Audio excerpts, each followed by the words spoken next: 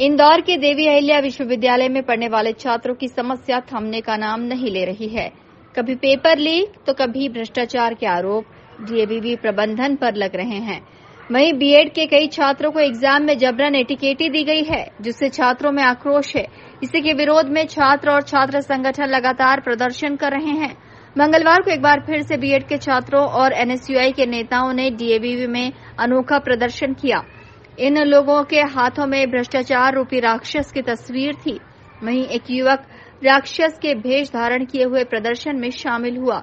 इन लोगों का कहना था कि इन दिनों डीएवीवी में भ्रष्टाचार के मामले अपने चरम पर पहुंच गए हैं और इसमें कुलपति भी शामिल हैं। देखिए, पिछले 1.5 महीने से बीएड के विद्यार्थी अपनी एटी की मांग को लेकर निरंतर आंदोलन प्रदर्शन कर रहे हैं। हमारी भाई यहाँ पर रो देते हैं, हमारी बहनें यहाँ पर बेहोश हो जाती है, लेकिन कुलपति मैम इनकी ओर ध्यान नहीं देती। दूसरी ओर विश्वविद्यालय में बीए बीकॉम फर्स्ट ईयर के पेपर लीक हो जाते हैं।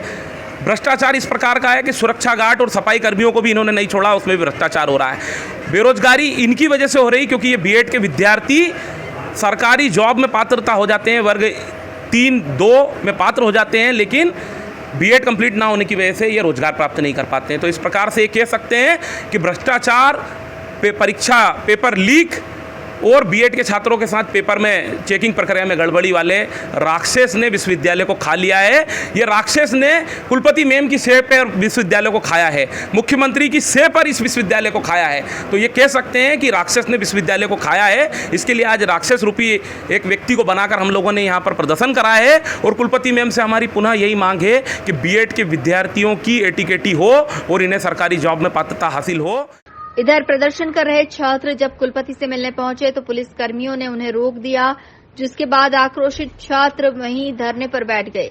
इसके बाद कुलपति रेणु जैन खुद वहां आईं और उन्होंने छात्रों से एक ज्ञापन लेकर उन्हें जांच के बाद उचित कार्रवाई का आश्वासन दिया।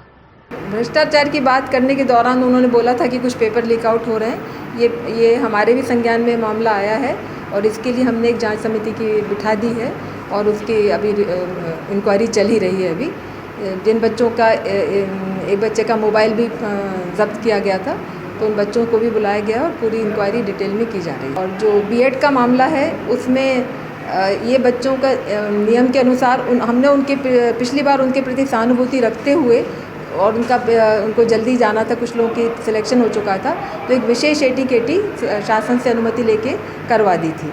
उसके बावजूद कुछ बच्चे रह गए, तो वो कह रहे हैं एक और एटीकेटी करवाओ हमारी। ऐसा कोई प्रावधान नहीं है, पर फिर भी हमने एक सहानुभूतिपूर्वक शासन को लिख दिया था।